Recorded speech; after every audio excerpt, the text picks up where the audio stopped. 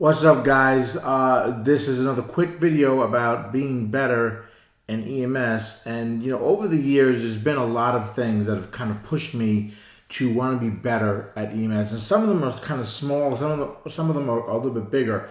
I was thinking about a story when I was pretty new in EMS, but I was full-time, so I was getting a lot of experience thrown into the 911 system and really getting to know, all about different injuries and sicknesses and stuff like that.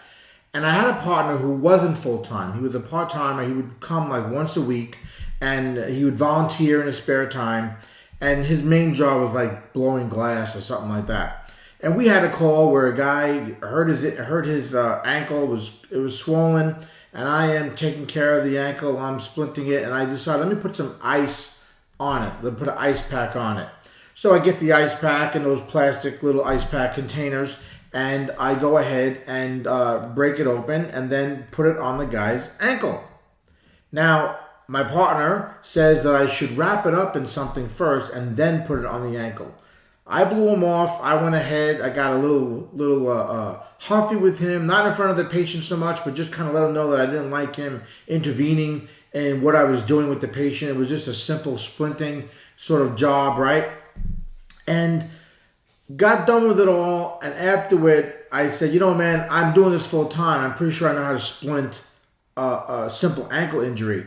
And he goes, Jim, it's not really how long you've been doing it or how not long you've been doing something, but it's doing it the right way. And he explained to me about, the potential for maybe even further injury should that break open and that liquid or chemicals get on the ankle, or the direct contact with the skin with the ice pack could make the injury worse or cause further problems sticking to the skin or damaging the skin itself. So it got me thinking, he was right. Yeah, I had to swallow my little, newbie pride there and realize that this guy, even though maybe he wasn't doing it full time, but he had a little more experience than I had, and he was more aware of some of the little nuances that are important when you're taking care of patients. Everything isn't so basic.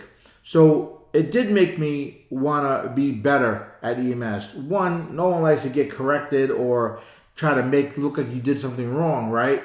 But at the same time, I wanted to go ahead and not be that provider who was maybe being corrected because I wasn't thinking things through.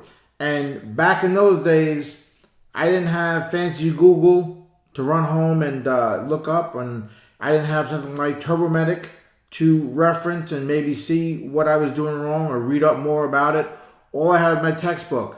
So I had to go home, crack that big boy open, do some little research on my own, and everything wasn't in that textbook either. I had to go find other textbooks to kind of clarify things. And you know what? It also led me to know better ways and other ways to splint extremity injuries, right? Different ways to approach it. Different ways to approach not just the splinting, but also moving the patient after the splinting was accomplished. So that helped me be better overall. And you know what? The lesson that this guy taught me about not mattering how long or how short you've been doing a job, especially EMS, there's a right way and a wrong way to do something, right?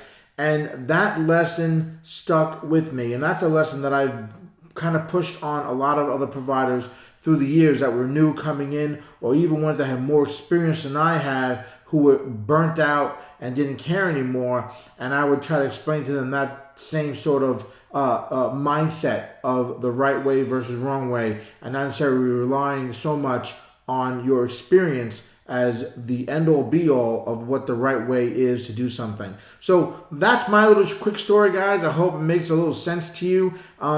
Listen, be better at EMS. Find the little things that can make your job easier, make it better for you and your partner, and better for your patients when you're treating them. Guys, that's it for me. As always, I am Jim Hoffman. And don't forget, check out the link below to go check out TurboMedic. Maybe you can join up there and get a bunch of resources there. Audio, video, downloads, practice exams, all designed to make you better at EMS. All right, for real now, Jim Hoffman, stay safe.